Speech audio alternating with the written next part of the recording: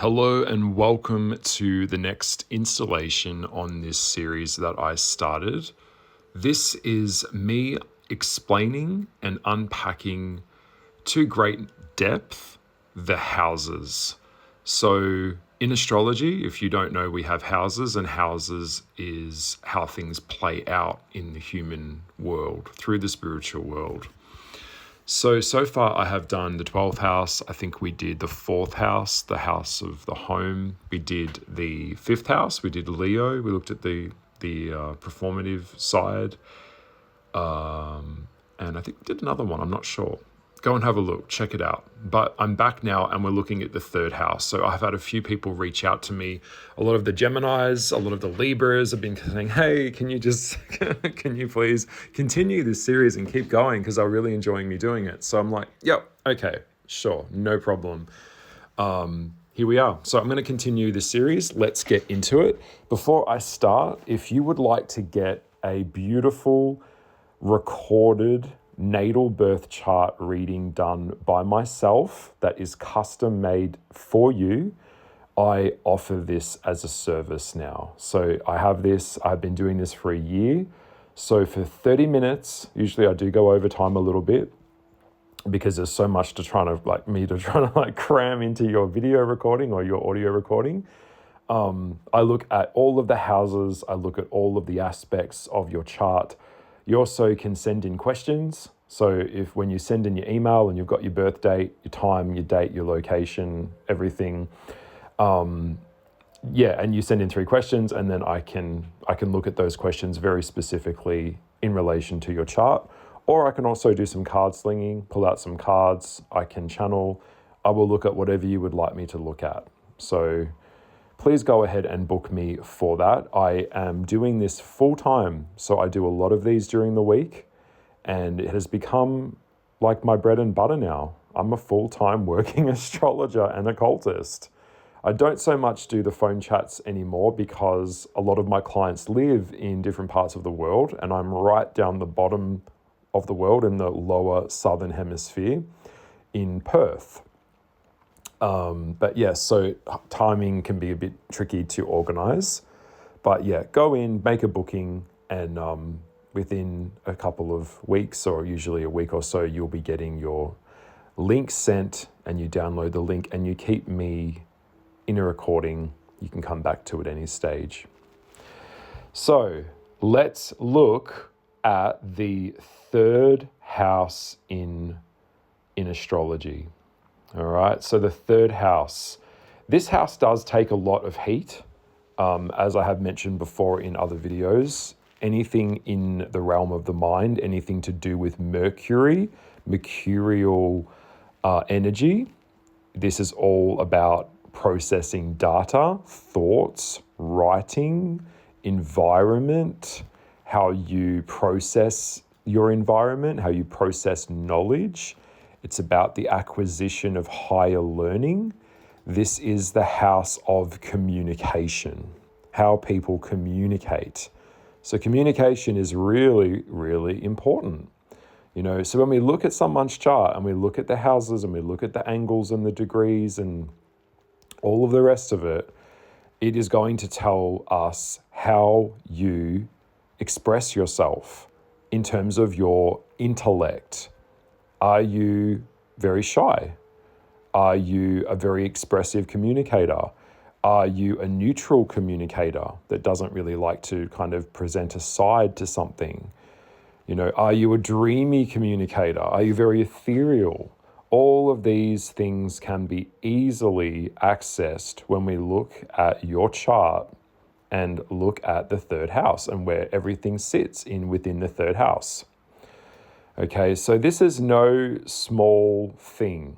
This is a very important aspect to a human, because in astrology, which is really the study of, I would say, psychology, which is really interesting me to the tongue-tied today. It's really interesting to me that living in a modern day world, that this obvious level of knowledge that really defines a human, it's kind of a little bit like Build-A-Bear. I do charts all day long. I'm looking at all of these aspects of people in terms of their physiological makeup, their psychological disposition, their soul contract, which is your astrological chart, by the way. And it's like Build-A-Bear. I know that sounds really reductive, but it's actually really true when you get to a level of understanding in terms of planetary correlations. Humans really control very little. Everything that we do is already in a state of what I call determinism versus free will. We still have free will to level up. Fundamentally, everything is kind of preset. So when we look at something in terms of a house and how your communication, how you express yourself through your mental faculties, the importance of learning is super important. If you can have all the knowledge in the world, but if you don't have a way to express that and communicate that and have that received, this is a problem. All right, so this can be very problematic. So yes, there are certain aspects, and I will be doing a series at some stage looking at the dangers of astrology when it comes to certain placements that I've noticed. There are certain dates and times of births where we can have a more, shall I say, dangerous person. Yes, it is possible. I have those dates, but for that level of information, I'm going to be sharing that on my Patreon behind a paywall. I can't just put that up here freely on YouTube because of, it's just the way I'm kind of planning my Patreon's uploads. By the way, I'm on Patreon. Go find me on Patreon. But yeah, so the third house is really coming out of the second house, which was about, we came out of the first house, which was self-awareness. It's your personality. It's your sun energy, self-confidence. Taurus was the second house, and we looked at that, which is the material world. It's wealth, finance, personal values are created there.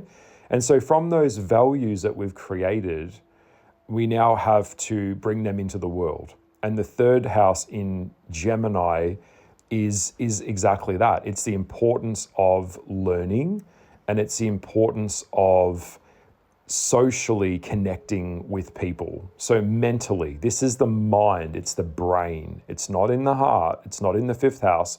This is how we express ourselves and how that's seen, how our information is transferred into others, and how others associate with us. And this is all very important because with humans, I've noticed, maybe I'm just sharing this freely, but if you don't know, life is relationships. All right. So if you have a shithouse ability to form relationships with people and associations with people, you're going to have a very hard time here in this world. No one, not even me, not even a 12th house triple stellium Sagittarius person, no one can pull this off alone. Humans are designed to be with other humans. The medicine for a human is another human. The thing that will destroy a human is another human, a toxic one, okay? We're group tribally programmed. It's within us, just like the sexual aspect, it's like an inbuilt thing within us, okay? So communication and being able to regulate communication within yourself through your third house placements to another person, and that style that you bring is going to define the quality of your life, because life is relationships. When people say, how's work, how's your work, how's your family, how's your wife, what they're actually really talking about is how is your relationship and relatability going with that person at that time. Okay, so in order to, and so this makes sense when we look at the houses and the order that, all of these things play out. When we look at Taurus, Taurus is the material world. Like I've got this thing now, it's a physical thing. It came out of the sun sign in Aries, or the sun brings all life into its physical form. It's pushing up through the dirt, growing. Then Taurus is the substantiation of that, the root systems, right? Then Gemini comes up into air, and air is, of course, it has no form.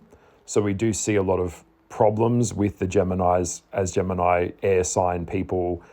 They don't really have a defined personality.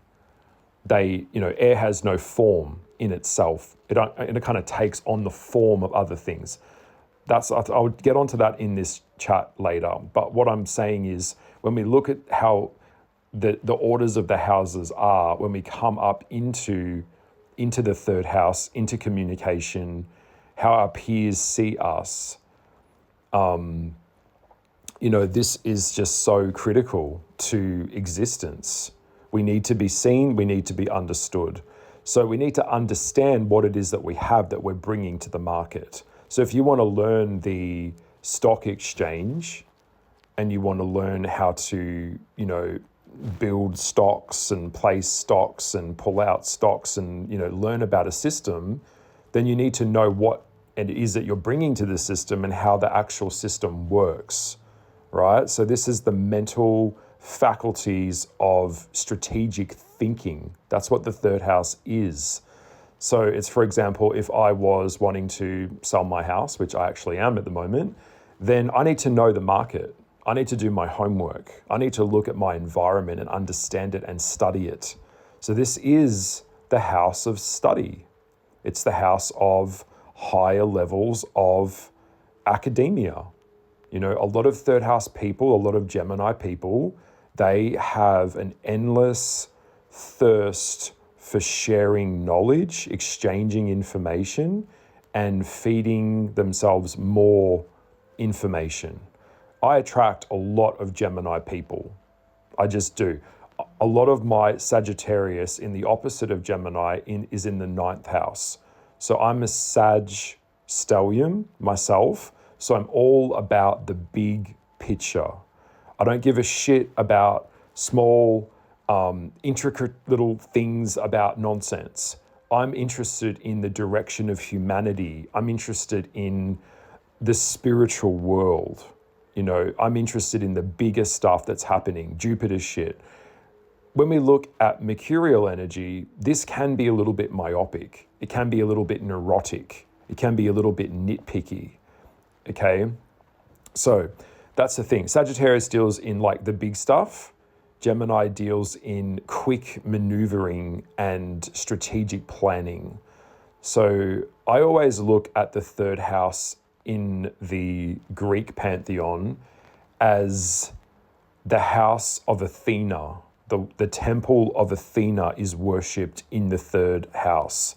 Wisdom, battle strategies, even weeding, even gardening can sometimes, maybe not so much gardening, but more like, that's probably more Taurus, but probably that's more like Poison Ivy Venus vibes, but it's more like knitting. Video games come up a lot in the third house. People that have a lot of, they'll play video games. I have noticed a lot of video games happen in the third house and in the 5th house. A lot of Leos do that as well. But it's quick, it's moving. You're interacting with this environment. You can jump. You can, make Lara Croft, if you're playing that game, climb up a tree and jump along and shimmy along a ledge and do a flip, and then you've got to figure out how to open up the puzzle, to open up the door, all of this type of shit. All of that is in the third house. All right, so I want to give you a good overview of understanding this house in a nutshell, and then I'll kind of give you some examples of how this third house will play out depending on where it sits within your chart. And what sign it's in and what house it's in. And like in astrology, everything is all subject to everything else. Same as in life, everything is all interconnected on levels that humans, sometimes we're not even built to comprehend it. All right. But yeah, so this is about the exchange of information. And sometimes this isn't the most practical of houses. Sometimes this house is very quick. It's very much like getting a good idea, going in this direction. We're moving in this direction. We found this new friend. We found this new lover. and then we got this new job, and then we changed our mind, and then we went in a different direction because that didn't, it's very jumpy. It's very quick. And like most things, when things start off very quick, they don't last very long. So a lot of things kind of get like it's a gust of wind that came through. This can happen a lot with fire signs as well. Like myself, I need a lot of wood to burn, but I have a lot more earth and grounded aspects within my chart to know that anything that starts off really quick ends just as quick as it starts. So slow and steady is where stability is built. The third house doesn't necessarily have a lot of slow and steady energy to it in itself for it to build a really long-lasting journey. All right, so a lot of third house people will have tons of different jobs. They will have tons of different relationships. This is a very open-minded house, and it's also what we call in astrology the cadent house. And it's the first cadent house, which is the other cadent houses are the 11th house in Aquarius, and of course the 7th house in Libra. But the cadence house is the bottom of the cycle types within the quadrant. It's an angular aspect within the chart that sits right down the bottom. So it's a series of houses that release energy or are based in air, and they're all about changing and adaptability and being able to problem solve. So when we look at Aquarius in the cadence level, that's about groups and communities, and that's about like visions and friends and networking, which we need. We all need that. And then Libra in the 7th house, in the cadence house, is more agreements, contracts, marriages, beauty, tongue-tied, harmonious arrangements, all right? And then in Gemini, in the cadence, it's writing. So this is where people do a lot of writing of books. So a lot of third house people will write a lot of novels or write a lot of books, but the 9th house in Sagittarius, where I sit, is where it's published. It's where it's expressed. So I have published a tarot deck. I have published a kid's book. I have published, I'm publishing this video right now. I'm sharing knowledge, but I'm broadcasting it. So Sagittarius in the 9th house broadcasts what the third house creates. Okay. So I'm just giving you a good overall view of this. And this is all subject to where it sits. All right. So a lot of synergy happens in the third house. So like I have mentioned before, the darker aspect of a Gemini is someone who is like a cat. They're twitching and moving, and they are very strategic. They land on their feet. They can adapt to social environments. They can adapt to their environment very easily. Third house people with lots of third house placements in Mercury usually look smaller in stature, and they have a very elven type of look to them, like an elf, if you know what I mean. Kylie Minogue would be a good example of a third house person, a Gemini person, all right? They're very little, and they're built that way for a reason. Think of like a rat up a drain pipe kind of thing. They can get up into very difficult situations, and which by the way, they put themselves in all of these crazy situations, but they always find a way to kind of think their way through with their minds to, maneuver themselves into a different position, which gets them out of it. All right. A lot of stuff with marketplace exchange can also happen. So a lot of sales happen within the third house. So a lot of, you'll see a lot of people that may not necessarily be a Gemini, but they may have a lot of Mercury or third house placements. They'll be very good with contracts, and kind of like a lot of people that are lawyers. You'll see if they're a cusp Cancer Gemini, a lot of them will be around law. They will have a very strong knowledge of how the world is built. They have a very strong knowledge in history and all of the different times and civilizations and all the overarching views and themes of the world that have come before us for us to get to this point. So the third house is not necessarily like the ninth house, because the ninth house is Sagittarius. It's philosophical thinking, bigger, broader thinking. Gemini is more about, the third house is very more specific in what it's in how it operates. So it is, at times it can be quite nitpicky. Not as nitpicky as the sixth house, which is where Virgo sits, but it is like it needs to understand the gossip. It needs to understand all of the different angles and faculties of things from different viewpoints. So it is a very open-minded house. So a lot of third house people will have a lot of very open, literally open relationships. A lot of air sign people can do that. They will be very much like open to hypergamy, or open to having like a big double king bed where they have multiple people that they'll sleep with at night.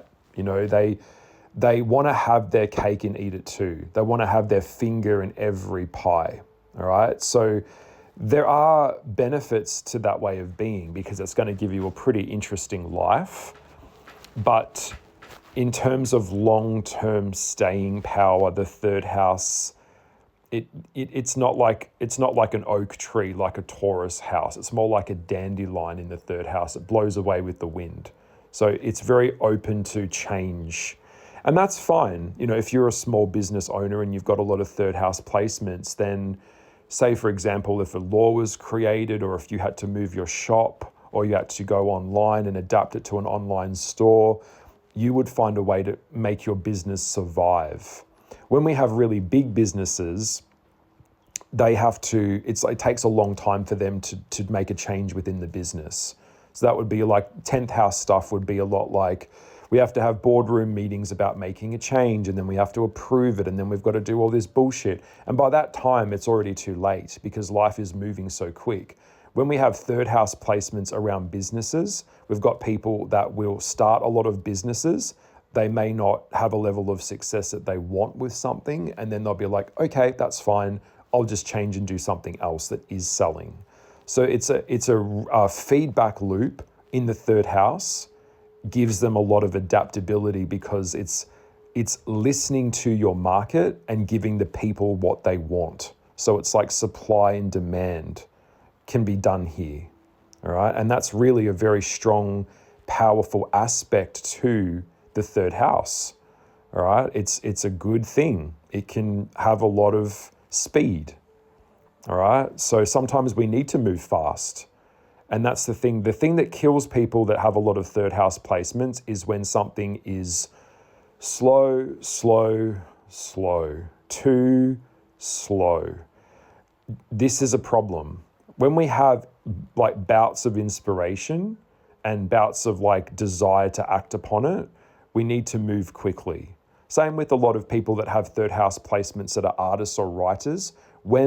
And I know this myself as an artist and writer, when a lot of inspiration or a wave or an idea comes over me, I have to prioritize that immediately. So it's like being a mystic. When a download hits me, it's not enough for me to just let it pass through me and forget about it. And I'll come back to it later. No. I have to put it at the top. I have to get a pen. I've got to diarize it. I've got to write it down. I've got to take a photo on my phone of that thing that gives me that idea. So it's a lot of ideas that come in that need to be acted on quickly. A lot of third house people with no earth in their chart or fire in their chart, they won't necessarily be creatives. They'll be more like problem solvers. All right. So that's an aspect that can happen there. And that will also happen with the seventh house people as well. So we've got to understand that creativity is not logical. All right. So the heart is where art is made, in emotion and feeling. And desire is what brings something into the world. So when someone lacks a lot of fire in their chart, in their natal chart, they lack a lot of ninth house or fifth house or first house, planets, then that person can be quite lackluster. They can be kind of like, Always tired, yawning. No, not a lot of energy. I'll do it tomorrow. I'll quit that wine tomorrow. I'll go to the gym tomorrow, that type of thing. When people have a lot of fire in their chart, that is like, let's fucking go right now. And if you're not ready in 5 minutes, in 2 minutes, in the car ready to go, I'm leaving without you. And that's how I operate as well. So as a ninth houser or 12th houser person, a lot of fire signs can become very frustrated with third house placements when they don't have fire in around within them. Like any cardinal energy within that is a real fucking problem because it's not going to follow through into the world. All right. So I just want to make that clear. So a lot of third house placements with nothing to ground it has no follow through. It's a lot of talk.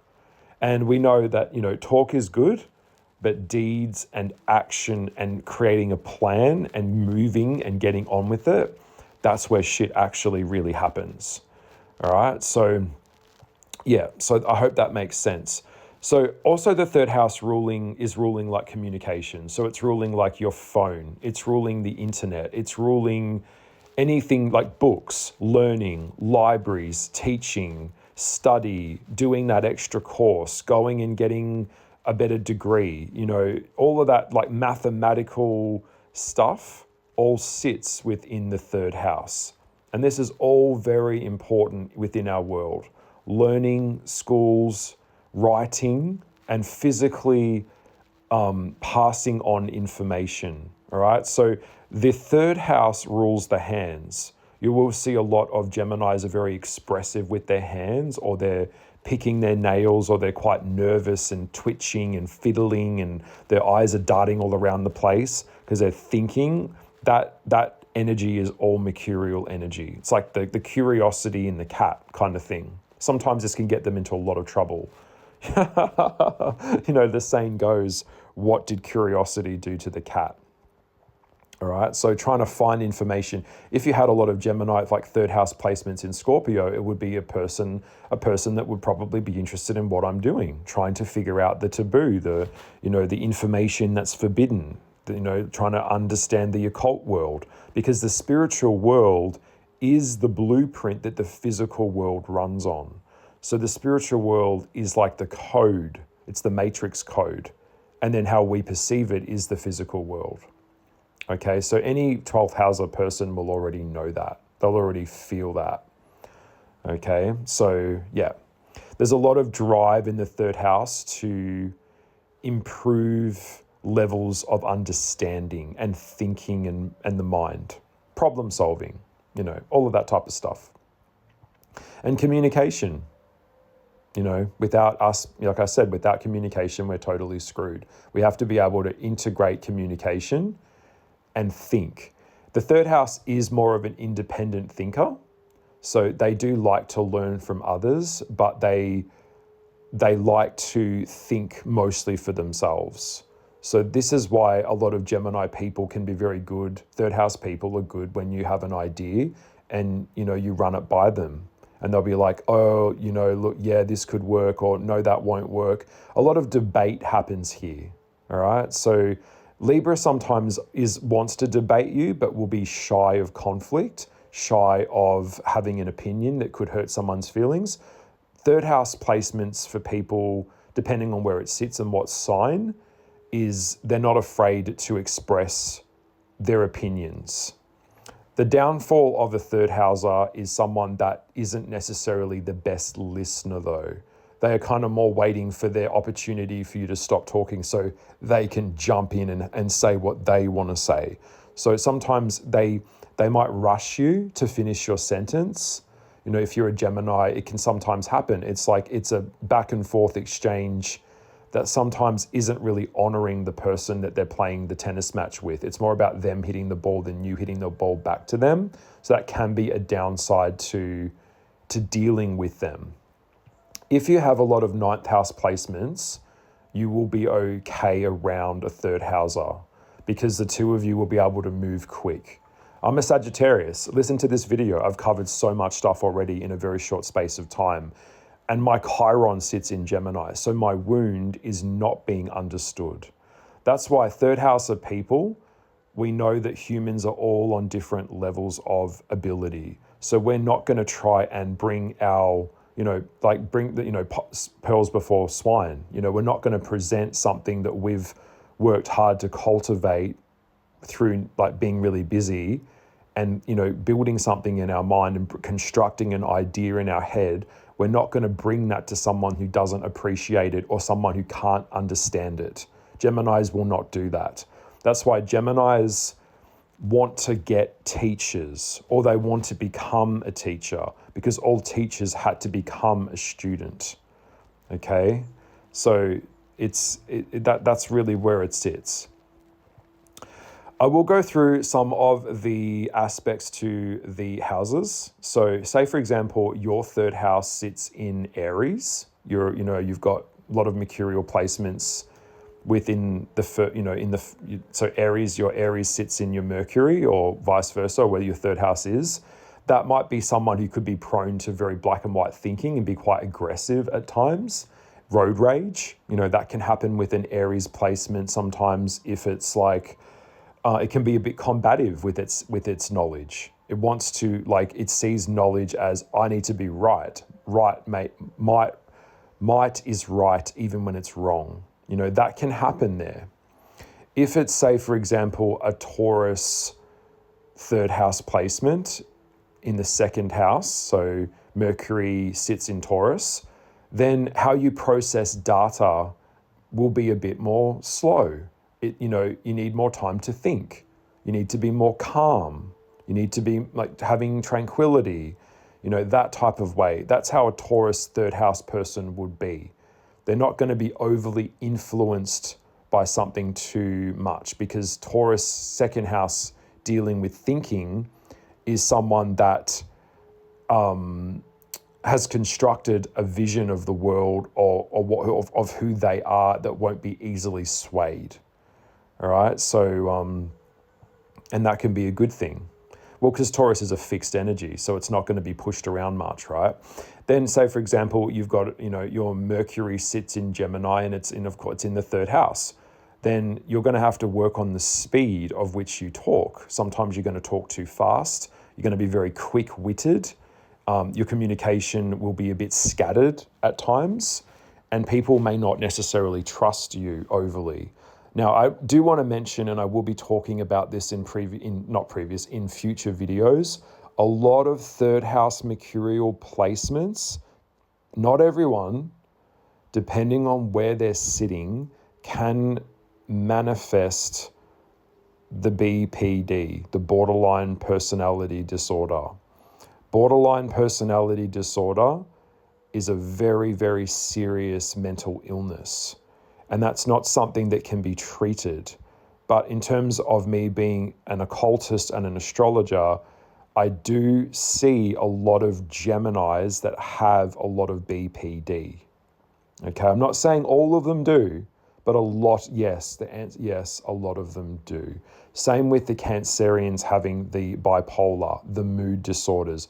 The tide goes in, it goes back out, it goes in, it goes out. It's fucking moody as hell. All right, it's very difficult to know where you stand with these two signs, the Geminis and the Cancers, if they're emotionally dysregulated or mentally damaged.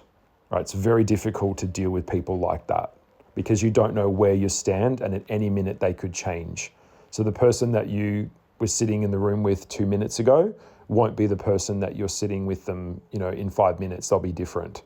So it does create a lot of people retract from third house placements, depending on where it sits, of course. I'm not saying all, but it's very difficult for them to make long-term connections, because the same thing can happen with the ninth house in Sagittarius, is a lot of stop, start, stop, start. Generally, Sagittarians are like cowboys.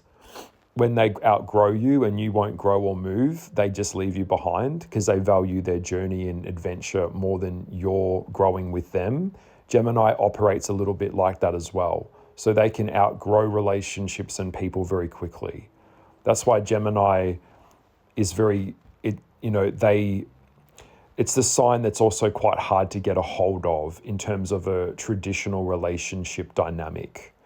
And the darker aspect of that as well with that BPD is it's mass idolization of people and then mass devaluation of people. And people don't feel safe around someone that they don't know because they can't trust you.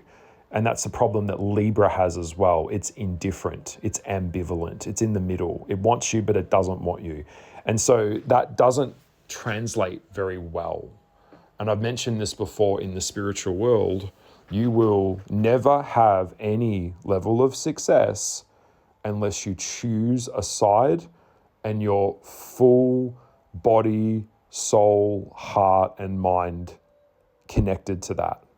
If you're in the middle and you kind of like looking from side to side and you kind of choose a team, it isn't going to work. You're not going to have a lot of success in any relationship because you can't be an ally to someone and an enemy at the same time. Or you can, but you'll be a frenemy, what we call frenemies, and that means you can't be trusted. So I'll just share a very quick story with you about the darker aspect of the 7th house and the 3rd house, these two air sign problems. And I've come across this a lot. There was a situation where, the story goes, not situation, well, the story is a situation, I guess, but the point of it is a man, he summoned and invited spiritual forces into his space and went into the astral world. And for whatever reason, he summoned Satan or the Luciferic angel, the Sagittarius angel, Satan, and he summoned Jesus, the Pisces.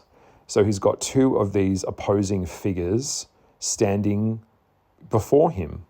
One side is like lush green grass, and there's a fence in the middle between the two.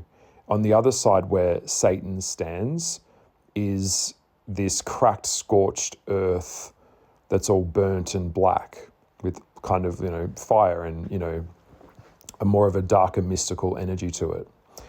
And he stands before the fence and looks from side to side. And Jesus says, choose your side, choose your team. One side of, Jesus is inviting love and, all of this higher sacrifice and higher learning, which is actually the Christ consciousness, which is actually the light, the Son, the Holy Spirit. And then the other side is, of course, the fallen angel, pride. And he kind of looks from side to side, 3rd house placement, Gemini person, Libra person, and it's kind of like, well, I just want to be, I like to be good and I like to be bad. I like to be both. And can I be both? And all of a sudden, what happened was Jesus' side faded away and all of the dirt around Jesus' feet became dirt and like sand and, ash, and the sky just went dead black. And he as he was sitting on the fence, because he went and sat on the fence and stated that I want to be in the middle. And Satan walked up and grabbed him by the neck, lifted him off the ground and looked him in the eye. And he said, but wait, I want to be both. I'm both. I chose both. I chose to be both.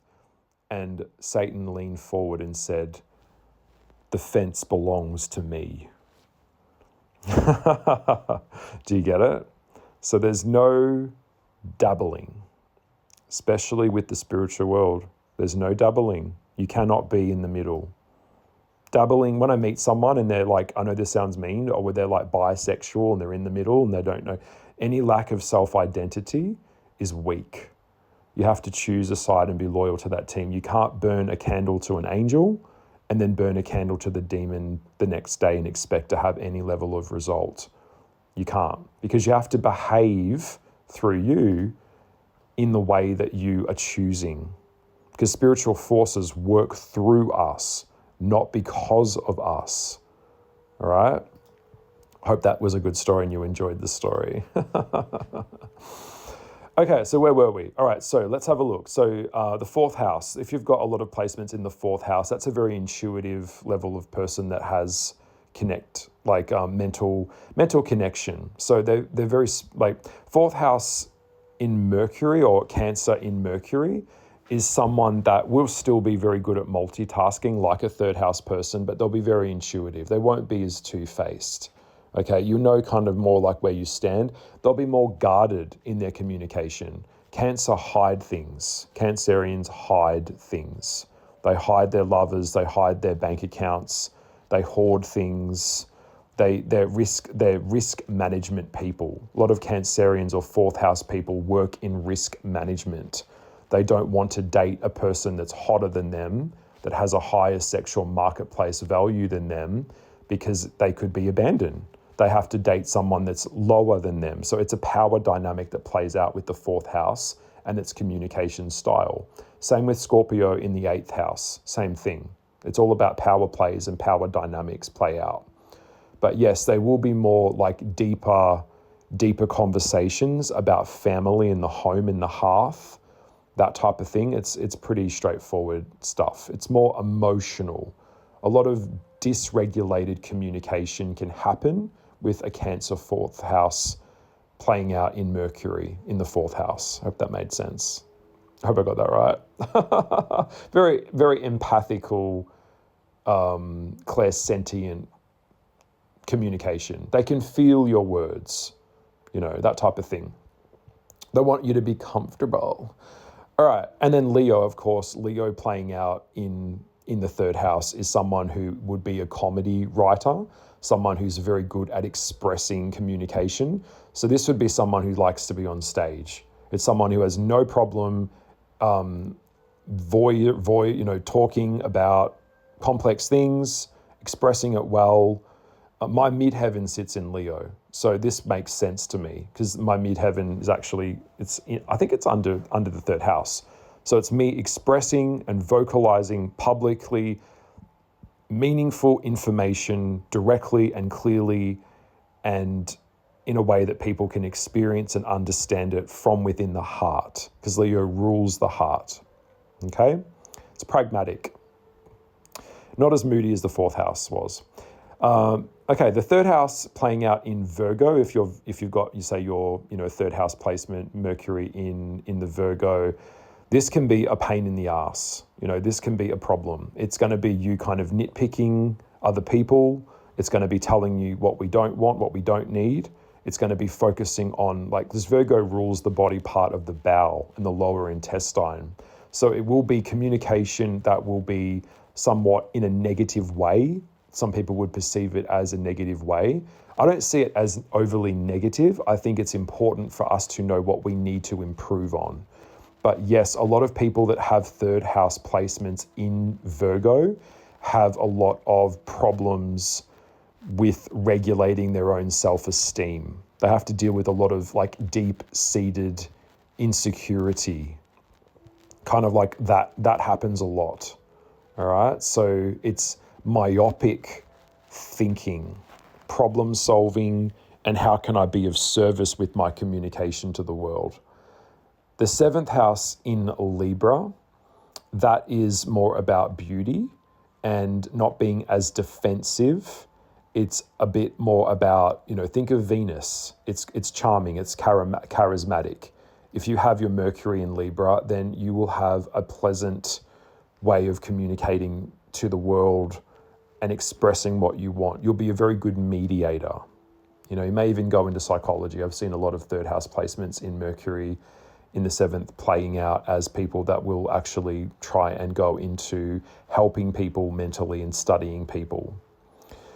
Red flags on that as well, but that's another chat. And then we've got the Scorpio. So if your third house is playing out in Pluto, or it's playing out within the Scorpion, that can be a bit poker faced. So there's a lot of thinking going on, a lot of strategic thinking, project managers working and strategizing how to improve, how to get the goal, very goal-focused communication. All right. So it's a very fixed energy that wants to get down to business. It doesn't want to mince words. It wants to get shit done. All right. Capricorn in the 10th house can do the same thing as that. And it will be about death, sex, rebirth, and no fluffy bunny chats. If it's, say, the third house in Sagittarius playing out in through the 9th, then that's like what I am right now. It's like not a guru, but more of like higher learning, travel, expansion, because it's playing out through Jupiter. So it's talking about the thing that made the thing. Who came first, the chicken or the egg?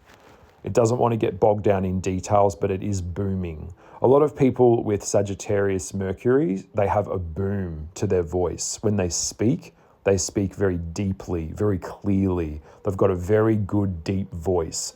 Also happens with the Taurus people. Taurus people have great voices when they communicate through in the Mercury in the third house. Okay, so Capricorn is a bit defensive.